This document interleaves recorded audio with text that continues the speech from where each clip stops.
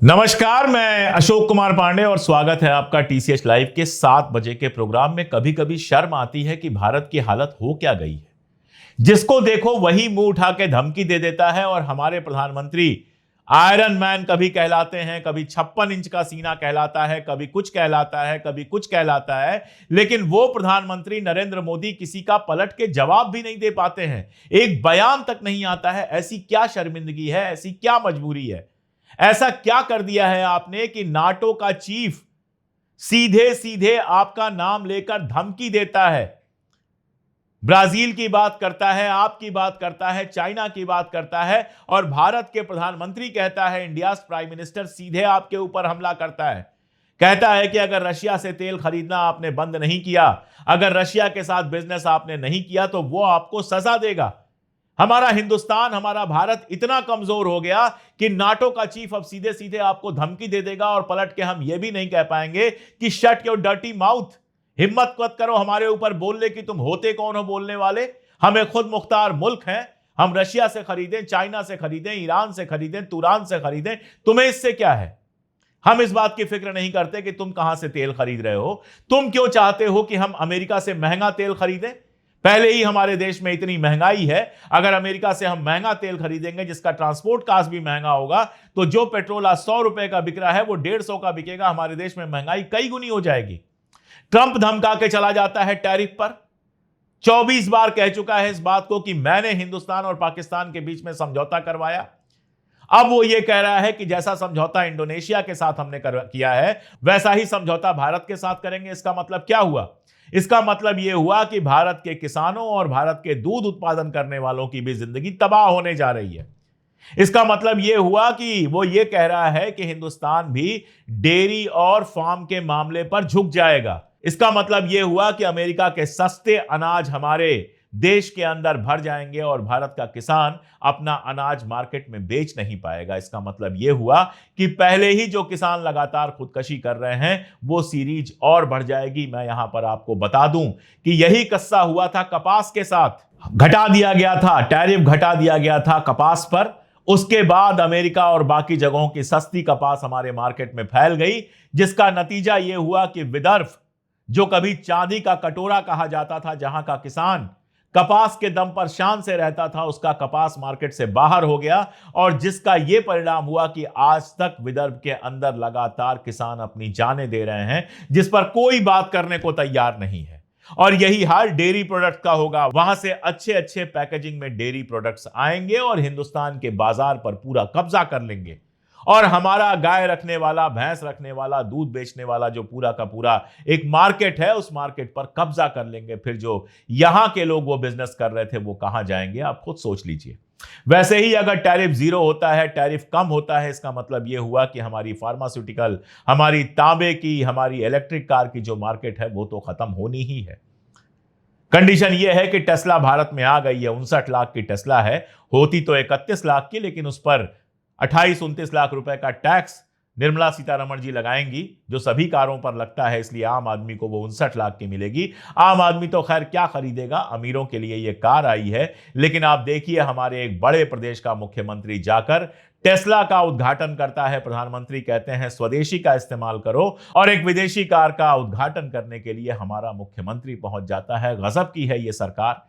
जब चाहता है अमेरिका जो चाहे कह देता है। अब नाटो का चीफ भी जो चाहता है वो कह देता है, पनिश करने की बात करता है। लेकिन दुनिया भर में डंका बजने का दावा करने वाले मोदी जी अपना मुंह क्यों सिल लेते हैं, इसका जवाब आप दीजिएगा कमेंट में, मैं पढ़ूंगा और मैं भी समझने की कोशिश करूंगा। अभी और भी बहुत सारी खबरें हैं, उनको लेकर आ रही हैं शालिनी। देखते रहिए पूरा वीडियो। अब आगे की खबरों की शुरुआत कुछ बड़ी हेडलाइंस के साथ।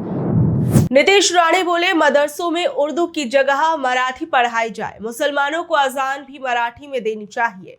एआईएमआईएम ने बोला भाजपा नेता नफरत फैला रहे। कर्नाटक में 2 लेक्चरर समेत 3 लोग हुए गिरफ्तार, छात्रा को नोट्स देने के बहाने बुलाकर किया रेप। महिला आयोग के निर्देश पर हुई कार्रवाई। हमें नहीं पता, क्या आप जानते हैं कि वो प्रधानमंत्री बनेंगे? बॉम्बे हाईकोर्ट ने सावरकर पर राहुल गांधी के दिए बयान को लेकर कहा। हाईकोर्ट ने राहुल गांधी के खिलाफ दायर याचिका खारिज की। महाराष्ट्र विधान भवन के बाहर विपक्ष ने तौलिया बनियान में किया प्रदर्शन। शिवसेना शिंदे विधायक संजय गायकवाड़ के खिलाफ हुआ विरोध प्रदर्शन। उन्होंने कैंटीन चालक के साथ की थी मारपीट। राहुल बोले जम्मू कश्मीर को राज्य का दर्जा मिले। पीएम मोदी को लेटर लिख कहा मानसून सत्र में बिल लाया जाए। सीडीएस अनिल चौहान बोले कल के हथियारों से आज की जंग नहीं जीत सकते। विदेशी टेक्नोलॉजी पर निर्भरता हमें कमजोर बना रही। स्वदेशी एडवांस टेक्नोलॉजी जरूरी। महाराष्ट्र में महिला ने पुलिस अफसरों को हनी ट्रैप में फंसाया। रेप की धमकी देकर 80 लाख लूटे। अमेरिका में 1 लाख के सामान के साथ भारतीय महिला सुपरमार्केट से निकले। चोरी के आरोप में हुई गिरफ्तार। अब वक्त कुछ बड़ी खबरों को परखने का। कक्षा 8 की क्लास में मुगल इतिहास बदलने की क्या हो रही तैयारी। दिल्ली में 8वीं क्लास के बच्चों की सोशल साइंस की किताबों में अब मुगलों के इतिहास को बदला जा रहा है।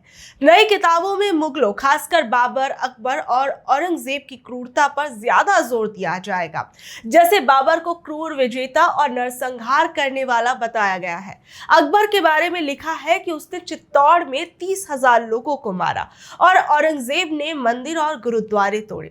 एनसीईआरटी पिछले 4 सालों से लगातार किताबों में बदलाव कर रहा है।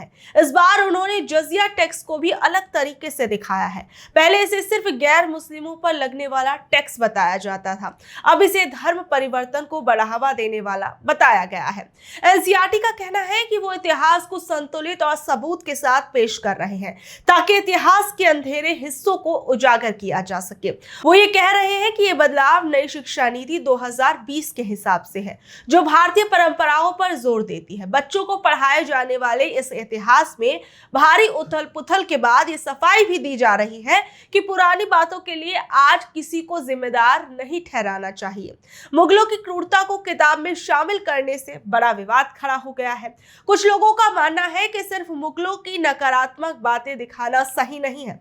मुगल शासन ने भारत में कला, संस्कृति, वास्तुकला और कई अच्छे प्रशासनिक सुधार भी किए थे, जैसे अकबर की धार्मिक सहिष्णुता और शाहजहां के बनाए गए स्मारक। प्रधानमंत्री नरेंद्र मोदी आज भी लाल किले से ही तिरंगा फहराते हैं, जो मुगलों ने ही बनवाया था। अगर सिर्फ बुराइयों पर जोर दिया जाएगा तो बच्चों को इतिहास की पूरी जानकारी नहीं मिल पाएगी। इतिहास को सही तरीके से समझने के लिए उसके अच्छे और बुरे दोनों पहलुओं को बताना जरूरी है। सीडीएस जनरल अनिल चौहान विदेशी टेक्नोलॉजी पर क्या बोले। सीडीएस जनरल अनिल चौहान ने दिल्ली में कार्यक्रम में एक बड़ी बात कही। उन्होंने कहा कि हम पुराने हथियारों से आज की लड़ाई नहीं जीत सकते। उनका कहना था कि अगर हम दूसरे देशों से हथियार और टेक्नोलॉजी खरीदते रहेंगे तो इससे हमारी सेना कमजोर हो जाएगी। सीडीएस ने ऑपरेशन सिंदूर का उदाहरण देते हुए कहा कि इस ऑपरेशन के दौरान पाकिस्तान ने बिना हथियार वाले ड्रोन का इस्तेमाल किया था। हमारी सेना ने इनमें से ज्यादातर ड्रोन गिरा दिए और वो हमारे किसी भी सैन्य या नागरिक ठिकाने को नुकसान नहीं पहुंचा पाए। इस घटना से हमें समझ आया कि हमें अपने खुद के एंटी ड्रोन सिस्टम क्यों बनाने चाहिए। उन्होंने कहा कि अपनी सुरक्षा के लिए हमें खुद पैसा लगाना होगा और खुद चीजें बनानी होगी। जनरल चौहान ने बताया कि ड्रोन युद्ध में बहुत तेजी से बदल रहे हैं और उनका इस्तेमाल अब बहुत महत्वपूर्ण हो गया है। जैसे जैसे ड्रोन का उपयोग बढ़ रहा है, सेनाएं भी उनका इस्तेमाल नई तरीके से कर रही हैं। सीडीएस ने साफ शब्दों में कहा कि हमें दूसरे देशों की टेक्नोलॉजी पर पूरी तरह से निर्भर नहीं रहना चाहिए, खासकर उन तकनीकों पर जो हमारी सुरक्षा के लिए बहुत जरूरी है। विदेशी टेक्नोलॉजी पर निर्भर रहने से हमारी युद्ध की तैयारी कमजोर होगी और हमें जरूरत पड़ने पर पुर्जों की कमी भी हो सकती है। इसलिए हमें अपने देश में ही इन चीजों का उत्पादन बढ़ाना होगा। संसद के मानसून सत्र को लेकर क्या बोले राहुल गांधी। 21 जुलाई को होने वाले संसद के सत्र को लेकर पहले ही कांग्रेस पार्टी कई मुद्दों पर सरकार को घेरने की तैयारी कर रही है। वहीं इस बीच कांग्रेस नेता राहुल गांधी ने प्रधानमंत्री नरेंद्र मोदी को एक चिट्ठी लिखी है। उन्होंने मांग की है कि संसद के आने वाले मानसून सत्र में एक ऐसा कानून लाया जाए जिससे जम्मू कश्मीर को फिर से पूरा राज्य बना दिया जाए। राहुल गांधी ने अपनी चिट्ठी में प्रधानमंत्री नरेंद्र मोदी के पुराने 2 भाषणों का जिक्र भी किया। इन भाषणों में उन्होंने 19 मई 2024 को भुवनेश्वर में और 19 सितंबर 2024 को श्रीनगर में प्रधानमंत्री ने खुद जम्मू कश्मीर को राज्य का दर्जा दिलाने की बात कही थी। उन्होंने ऐसा कहा। इसके साथ ही राहुल गांधी ने सरकार से यह भी कहा कि लद्दाख को संविधान की 6ठी अनुसूची में शामिल करने के लिए भी कानून लाया जाए। आपको बता दें कि साल 2019 में जब जम्मू कश्मीर से अनुच्छेद 370 और 35A हटाए गए थे, तब जम्मू कश्मीर और लद्दाख को 2 अलग-अलग केंद्र शासित प्रदेश बना दिया गया था। उस समय सरकार ने भरोसा दिलाया था कि जब हालात ठीक हो जाएंगे तो जम्मू कश्मीर को फिर से पूरा राज्य बना दिया जाएगा। बालासोर में बीजेडी ने क्यों किया प्रदर्शन? उड़ीसा के बालासोर में एक 20 साल की छात्रा ने खुद को आग लगा ली और जिससे उसकी जान चली गई। इस घटना से नाराज होकर बीजू जनता दल के कार्यकर्ताओं ने उड़ीसा सरकार के खिलाफ जोरदार प्रदर्शन किया। दरअसल छात्रा ने एक शिक्षक पर यौन उत्पीड़न का आरोप लगाया था। आरोपों के बावजूद पुलिस या प्रशासन ने कोई कार्रवाई नहीं की। इससे निराश होकर पीड़िता ने खुद की जान ले ली। सोमवार को दिल्ली के एम्स में उस लड़की की जान चली गई। वहीं बीजेपी कार्यकर्ताओं ने छात्रा की मौत के बाद सड़कों पर उतरकर अपना गुस्सा दिखाया। उन्होंने बालासोर बंद की मांग की और सड़कों पर टायर भी जलाए। पुलिस ने प्रदर्शनकारियों को रोकने के लिए पानी की बौछार की और आंसू गैस के गोले छोड़े, फिर उन्हें हिरासत में ले लिया गया। बीजेपी के एक कार्यकर्ता ने तो मुख्यमंत्री और शिक्षा मंत्री से इस्तीफे की मांग भी कर दी।